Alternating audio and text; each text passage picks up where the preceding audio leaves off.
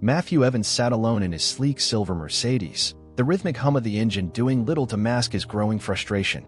The scorching Kentucky sun bore down mercilessly, and despite the air conditioning, the heat pressed against him like a heavy weight.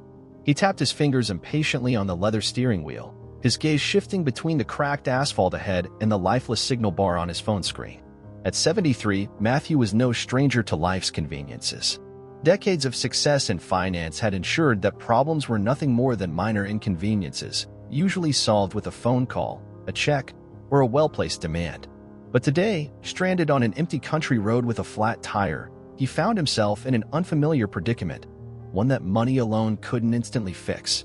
He had already attempted to call for roadside assistance, but his phone stubbornly displayed no signal.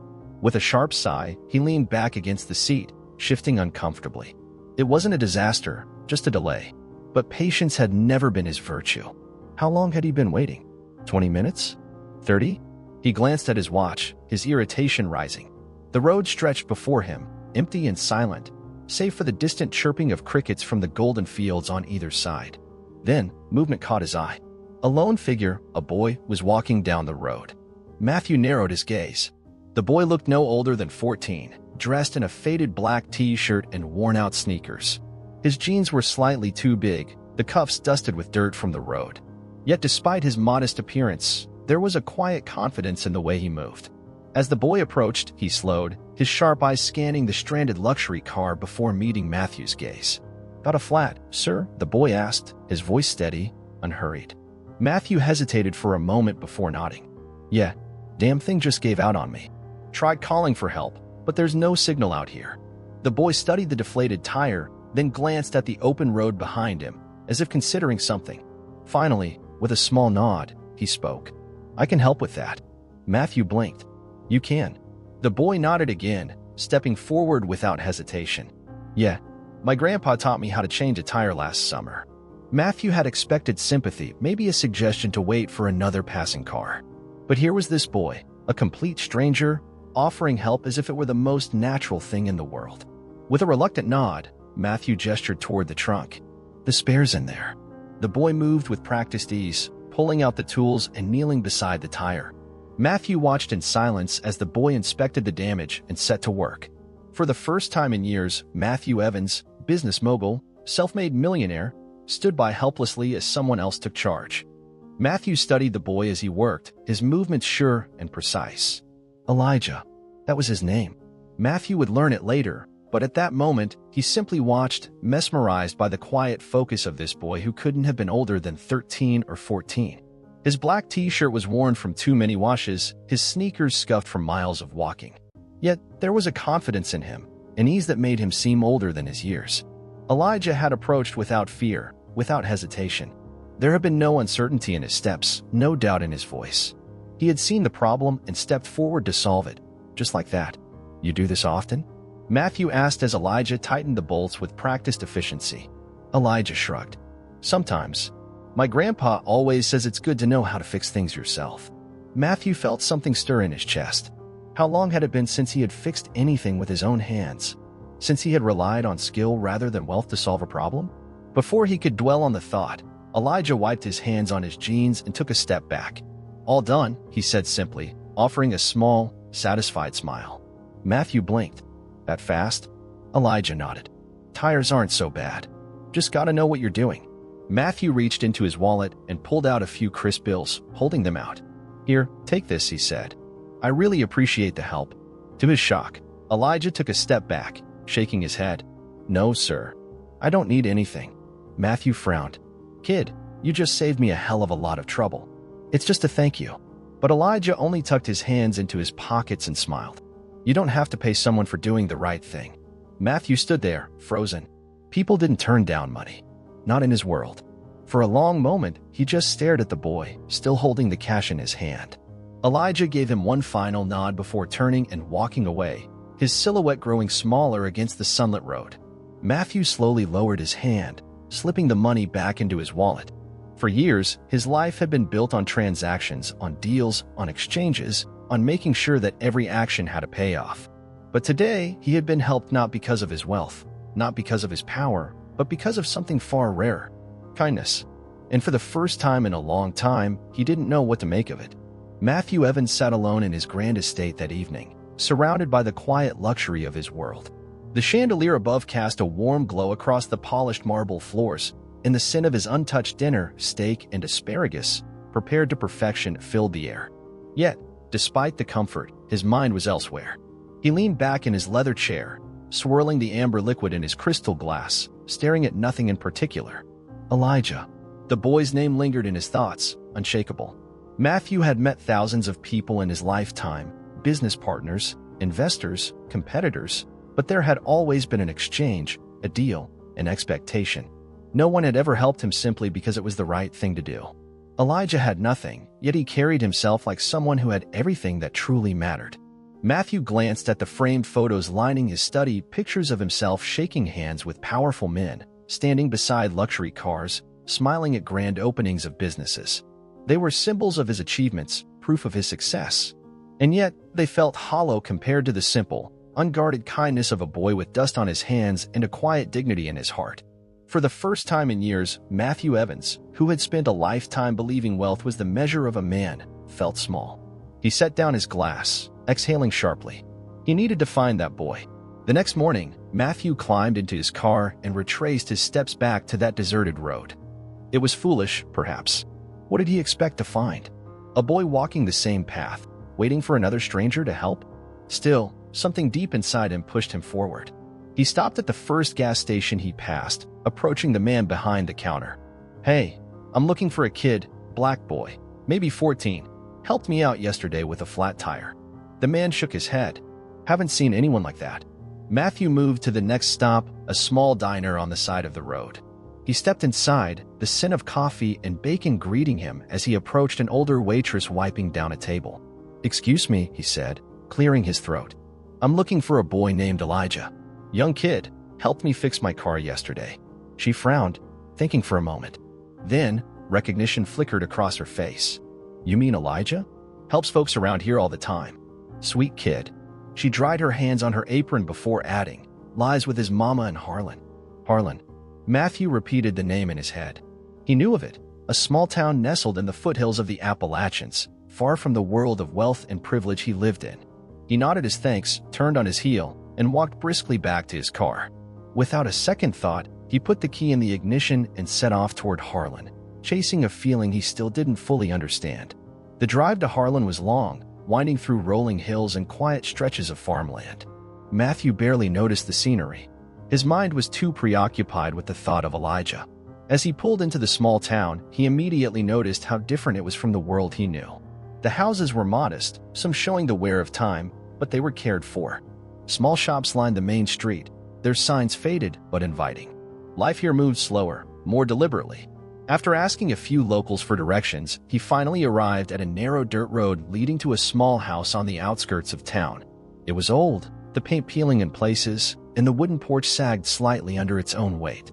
But it was tidy, flowers planted along the steps, a laundry line swaying gently in the breeze. Matthew stepped out of his car, smoothing his jacket as he approached the front door. He hesitated for a brief moment before knocking. A woman answered, a woman in her early 40s, her face lined with exhaustion but softened by warmth. She had Elijah's eyes. She looked at Matthew with curiosity. "Can I help you, sir?" He cleared his throat. "Good morning. My name is Matthew Evans. I believe I met your son yesterday. He helped me with a flat tire." Her face relaxed into a gentle smile. "That sounds like my Elijah. He's always helping folks." Matthew found himself smiling in return. "He wouldn't take anything from me for it. I just wanted to thank him properly." She nodded knowingly and gestured toward the backyard. "He's out back fixing the fence. You're welcome to wait." Matthew followed her inside. Stepping into Elijah's home was like stepping into a world completely different from his own. The furniture was old but well-kept. The floors creaked slightly with every step. The walls were lined with family photos, smiling faces, moments frozen in time. On one side of the living room, hand-drawn pictures hung proudly, clearly the work of a much younger Elijah. It was nothing like Matthew's mansion with its pristine surfaces and expensive artwork. But somehow, this place felt warmer. Through the kitchen window, he spotted Elijah in the backyard, crouched near a wooden fence, carefully hammering a loose plank into place. The boy looked up, his brows furrowing for a split second before recognition dawned on his face. "Mister," Elijah called, wiping his hands on his jeans as he stood. Matthew stepped outside, offering a small nod. "Hey, kid." Elijah approached, curiosity written all over his face. "What are you doing here?" Matthew chuckled. "I wanted to thank you again. You helped me when I really needed it, and I just couldn't stop thinking about it." Elijah shrugged, his expression easy and genuine. "It wasn't a big deal." Matthew smiled, shaking his head. "Maybe not to you, but it was to me." Elijah's mother called from the doorway. "Elijah, come wash up. Lunch is ready." Then she turned to Matthew. "Would you care to join us? It's nothing fancy, but you're welcome." Matthew hesitated. He wasn't accustomed to invitations like this, spontaneous, genuine, without any agenda. But something about the warmth in her voice made it impossible to refuse. "I'd like that," he said. Inside, the kitchen smelled of fresh bread and roasted vegetables. The table was small, surrounded by mismatched chairs, but it was set with care. Elijah washed his hands at the sink before taking a seat, his smile never fading. As they ate, Matthew found himself drawn into their conversation. Stories about the community, about Elijah's school, his friends, his dreams. "I want to be an engineer one day," Elijah shared between bites. "I like figuring out how things work, how to fix them." Matthew listened intently, nodding. "You'd be good at it." For all his wealth and success, he realized something unsettling. His own home, with all its luxury, had never felt this full, this alive. This wasn't just a house. This was a home. As the meal wound down, Matthew placed his fork down and glanced at Elijah and his mother. The warmth in their home was undeniable, but so was the struggle they had endured. The worn furniture, the patched-up walls, the way Elijah's mother spoke about making do with what they had. It all painted a picture of resilience, but also of quiet hardship. Taking a breath, he spoke. "I'd like to help." Elijah's mother looked at him curiously. "Help with what, Mr. Evans?" Matthew gestured around the room. "With this. With the house. With anything you need." She shook her head, offering a small but firm smile. "That's kind of you, but we're fine. We've managed this long." Elijah nodded in agreement. "Yeah, mister. We don't need anything." Matthew leaned forward, resting his elbows on the table. "I know you don't need it, but that's not the point. It's not about necessity. It's about what's right." They exchanged a glance, uncertainty flickering between them. "Elijah helped me without expecting anything in return," Matthew continued. "That kind of kindness deserves to be recognized. Not as charity, but as gratitude." Elijah's mother studied him for a long moment before finally nodding. "All right, Mr. Evans. If this is really something you want to do, we won't stop you." Matthew smiled. "Good, because I've got a plan." The next morning, Matthew was on the phone before the sun had even fully risen. He called in favors from old business partners, reached out to contractors he trusted, and connected with suppliers who could deliver materials quickly. The house wasn't falling apart, but it needed work. Work that Elijah's family shouldn't have to worry about. By noon, everything was set in motion. That evening, as the sun dipped below the hills, the first trucks arrived. Elijah stood on the porch, wide-eyed as workers unloaded supplies. "What's all this?" he asked. Matthew, standing beside him, smirked. "This, kid, is the start of something good." Over the next few weeks, the house underwent a complete transformation. The sagging porch was torn down and rebuilt with strong, sturdy wood. The leaky roof was patched up and reinforced. The kitchen received modern appliances, making life a little easier for Elijah's mother. The backyard swing set, rusted and broken, was replaced with a brand new one. Elijah watched the progress with fascination. He was no longer just an observer. He wanted to understand the process. "Can I help?" he asked one of the workers one afternoon. The man, a gruff-looking contractor named Joe, chuckled. "You serious, kid?" Elijah nodded eagerly. "Yeah, I want to learn." Joe shrugged. "All right then, grab that tape measure and follow me." From that day forward, Elijah was everywhere, learning how to measure wood, watching how things were built, asking endless questions about tools and materials. Matthew watched from the sidelines, his chest swelling with pride. For the first time, Elijah wasn't just fixing things out of necessity. He was discovering a passion. And for Matthew, seeing that was more rewarding than any business deal he had ever made. As the weeks passed, it became clear that the renovation was about more than just repairing a house. It was building something far greater. Elijah had always been resourceful, always fixing what he could, but now, with real craftsmen around him, he was learning in a way he never had before. Matthew noticed it right away. The way the boy's eyes lit up when he watched the workers measure, cut, and assemble pieces with precision. The way his hands, once hesitant, grew more confident as he held a wrench, a saw, or a hammer. One afternoon, Matthew pulled aside Joe, the lead contractor. "What do you think?" he asked, nodding toward Elijah, who was helping another worker hold a plank steady. Joe chuckled. "Kid's got a good head on his shoulders. Picks up fast. He's got the makings of a real builder." That was all Matthew needed to hear. The next day, he formally introduced Elijah to the team. "All right, kid," he said with a smirk. "You're officially on the crew. Time to learn the real stuff." Elijah grinned from ear to ear. "Seriously?" Matthew nodded. "But no slacking. You work, you learn." From that day on, Elijah was in the thick of it, learning how to read blueprints, how to calculate measurements, how to work with wood and steel. He wasn't just fixing a house anymore. He was building a future. At first, Matthew had thought he was simply giving back, paying a debt of gratitude. But as he returned to Harlan, again and again, he realized it was more than that. For decades, he had measured his worth in numbers, bank accounts, stock values, assets. But here, in this little town, standing among people who worked hard, loved deeply, and helped each other without expecting anything in return, he felt something he hadn't felt in years: belonging. He no longer came just to oversee the work. He stayed for the conversations, the laughter, the simple joy of sharing a meal on the front porch. He found himself drawn to the warmth of Elijah's home, to the easy way his mother smiled despite life's hardships, to the boy who had unknowingly given him a second chance at understanding what truly mattered. One evening, as the final touches on the house were being completed, Matthew sat with Elijah and his mother on the new porch. The sun was setting, painting the sky in hues of gold and crimson. Elijah leaned back, watching the colors shift. "One day," he said thoughtfully, "I want to do something like this. Help people like you helped us." Matthew smiled, placing a firm hand on the boy's shoulder. "You already have, Elijah.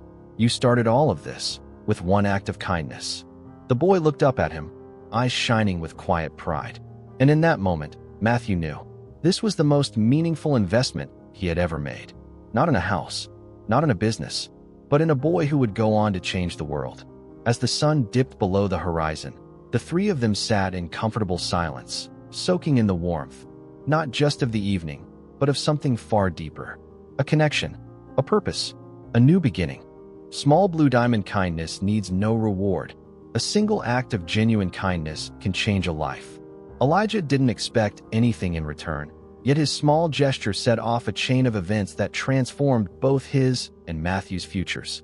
Small blue diamond love matters more than wealth. A home filled with warmth, love, and connection is far richer than a mansion filled with loneliness.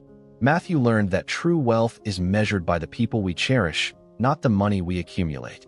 Small blue diamond, small actions, big impact. A simple moment, one boy helping a stranger, became the catalyst for something much greater. Sometimes, the smallest choices lead to the biggest changes. Small blue diamond, inspiring a cycle of goodness. Kindness is contagious. By helping others, we encourage them to do the same, creating ripples of compassion that can reach far beyond what we ever imagined. Light bulb, one good deed can spark a lifetime of change. Never underestimate the power of kindness. If this story made you think, don't just scroll away. Take action. Like this video to help spread awareness. Share it with your friends and family, because conversations spark change. Comment below and tell us your thoughts. Have you ever witnessed an abuse of power? Let's talk about it. Follow our channel for more powerful real-life stories. And turn on notifications so you never miss an update. Change starts with awareness. Awareness starts with you. Be part of the movement.